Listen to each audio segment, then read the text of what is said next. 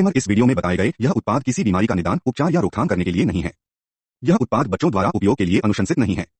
यह उत्पाद केवल वयस्क उपयोग के लिए है। यह जानकारी मेरी पर्सनल जानकारी जो मैंने अपनी ट्रेनिंग और अपने एक्सपीरियंस से सीखी है, वह जानकारी आप सभी लोग तक मैंने पहुंचाई है। आप इसमें से कुछ चेंज करना चाहते हैं तो अपने कोच, अपने सलाहकार, अपने डॉक्टर से राय लेकर के आगे बढ़े। बिना राय लिए आगे बढ़े इसके जिम्मेदार आप खुद होंगे। बिना सोचे समझे कोई भी कदम उठाना उचित नहीं है। जनहित में जारी। Hi, myself coach DK sir और आप सभी का स्वागत है हमारे हेल्थ फिटनेस चैनल पर। बहुत सारे कुछ दिनों से क्या हो रहा है कि मेरा व्हाट्सअप जो है वो बंद है। तो कुछ लोग या तो यूट्यूब पे मैसेज कर रहे हैं या फिर अलग अलग जगह पे वो मैसेज कर रहे हैं कि आपका व्हाट्सएप पे हम कुछ पूछना चाहते हैं लेकिन चालू नहीं है। तो मैं आपसे हाथ जोड़ के रिक्वेस्ट करूँगा, आप सीधा हमें कॉल करिए, मैं आपसे बात करूँगा और पूरी जानकारी आपको दूँगा। तो आज हम बात करेंगे कि सबसे ज़्यादा जो सवाल हमसे पूछा जाता है कि हमारा वेट जो है बढ़ता जा रहा है और उसे हम कंट्रोल नहीं कर पा रहे हैं, लेकिन हम खाना भी नहीं खा रहे हैं, खाना भी थोड़ा सा खाते हैं लेकिन उसके बाद भी जो है हमारा वेट बढ़ता जा रहा है, या खाना नहीं खा रहे फिर भी वज़न बढ़ रहा है। ऐसा इसका कारण क्या है? तो मैंने कुछ चीज़ों को समझा और हमें पता चला कि जो हमारा वेट बढ़ने का जो मेन रीज़न है वो क्या है और इसके सिम्टम्स क्या क्या हैं हमें पता चल जाए कि हमारा वेट अब बढ़ने वाला है। तो सबसे पहला होता है हमारा डाइजेशन।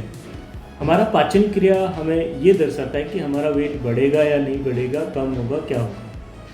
मान लीजिए आपका वेट जो है कई दिनों से बढ़ा हुआ है और वहीं पर है, तो वो एक अलग मैटर हो जाता है। लेकिन अगर आप फिट है और आप सोच रहे हैं कि कहीं मेरा वेट बढ़ ना जाए, या जिसका बढ़ रहा है, रेगुलर बढ़ रहा है, तो उन्हें क्या ध्यान रखना चाहिए, वो चीज़ें हमारा सबसे पहला हमारा डाइजेशन।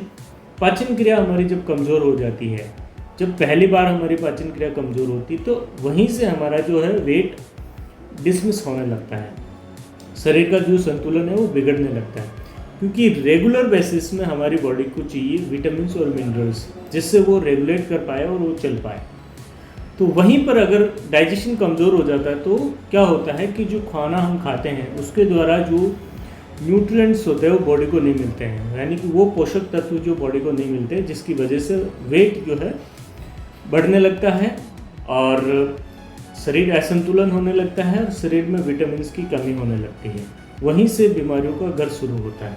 तो मैंने एक डाइजेशन का एक ऐसा शेप बनाया है, हालांकि ऐसा शेप नहीं होता है, थोड़ा सा अलग होता है, लेकिन इसे मैं बड़ा बनाने का एक कारण मेरा ये था कि जब हमारा वेट बढ़ जाता है और उसे हम बाद में कोशिश करते हैं कम करने की, या बहुत सारी चीज़ें होती है कि हम कम खाना खाते हैं, तो उस दौरान हमारी बॉडी में क्या होता है, जब आपका वेट बढ़ गया है, पेट बाहर आ गया है बहुत ज़्यादा, उसके बाद अगर आप कम खाना खाते तो आपके साथ क्या होता है वो हम बात करेंगे।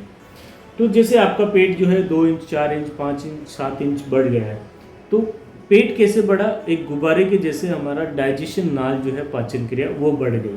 तो ये शेप जब पेट बढ़ जाता है तब बनता है, ठीक है।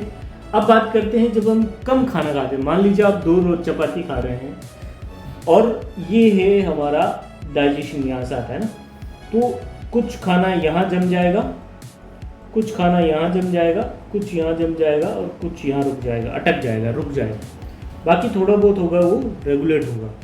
तो यहाँ जब खाना इकट्ठा हो जाता है, रुक जाता है, तो उन दौरान हमारा वेट जो है बढ़ने लगता है। अब आप कम खाना खाते हैं, समझते हैं, कम खाएंगे तो यहीं रह जाएगा, ठीक है, और यहीं रह जाएगा वो खाना, यहाँ पड़ा पड़ा सड़ेगा, वो पचेगा नहीं। और जब खाना सड़ेगा तब बॉडी में आपकी फैट की मात्रा बढ़ेगी, यानी कि ट्रांस फैट बढ़ना, हर एक चीज़ फैट बढ़ना, चर्बी की मात्रा बढ़ना यहीं से शुरू होगी। वहीं से आपकी बॉडी में रेगुलर वेट बढ़ता रहेगा, कम नहीं होगा। अब ऐसा क्या करें जिससे ये यहाँ पर जमे नहीं? तो ज़्यादा खाएं क्या? ज़्यादा खाओगे तो क्या होगा, कुछ खाना जो एक्स्ट्रा होगा वो तो निकल जाएगा, लेकिन कुछ यहाँ चिपक जाएगा। तो उस दौरान हमें ऐसी क्या स्थितियाँ करें जिससे हमारे ये यहाँ चिपके नहीं और हमें प्रॉपर तरीके से हमारा डाइजेशन जो है क्लीन हो जाए। तो उसके लिए कुछ चीज़ें हैं, जैसे आयुर्वेद में है, त्रिफला है, कुछ चूर्ण है, अलग अलग बहुत सारी चीज़ें। जैसे यहाँ पर अपने पास एफ्रेश आ जाता है। एफ्रेश आप भूखे पेट पिए तो भी आपको फ़ायदा करेगा और खाने के बाद पिएंगे तो भी फ़ायदा करेगा। ये सुबह सुबह आप उठते ही फ्रेश होने के लिए आप पीजिए, तो जहाँ एक्स्ट्रा जमा हुआ है आप इसके साथ ज़्यादा पानी पिएंगे तो ये काम करेगा। आपको इस डाइजेशन नाल को पूरा पानी से भरना है मान लीजिए। तो सुबह फ्रेश पीजिए, उसके बाद आप थोड़ा सा गर्म पानी 1 लीटर तक और पीजिए, जिससे ये क्लीन होगा।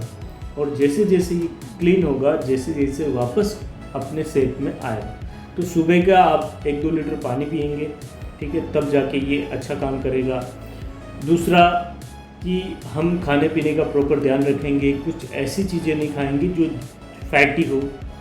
ज़्यादा फैटी चीज़ें होने की वजह से क्या होता है कि थोड़ा सा भी जमेगा तो वो फैट में कन्वर्ट होगा और फैट ज़्यादा बढ़ेगा। ये स्थितियाँ बॉडी में बनती हैं। तो हमने चीज़ों को पॉइंट आउट किया कि क्या है, ठीक है। तो सबसे पहला हो गया हमारा पानी का लेवल, वाटर लेवल। अगर हम इसे मॉर्निंग में क्लीन करेंगे तो धीरे धीरे ये एक थेरेपी के रूप में काम करेगा, वाटर थेरेपी के टाइप में, और हमारी बॉडी को क्लीन करने में हमारी मदद मिलेगी, ठीक है। सो और भी बहुत सारी चीज़ें हैं, वीडियो लंबा हो जाएगा, यहीं तक मैं आप लोगों को शेयर करना चाहूँगा। और आप सभी से हाथ जोड़ के रिक्वेस्ट है, आप कोई भी प्रोडक्ट्स ऑनलाइन नहीं खरीदें,